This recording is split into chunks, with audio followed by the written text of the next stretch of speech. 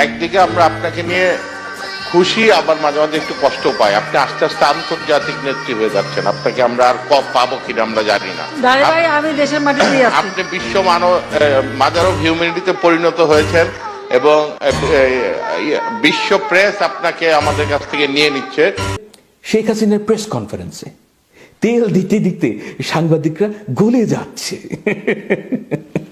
আমি telling you, Sheikh Hasina যদি একবার বলেন যে নাচ মেরা বুলবুল,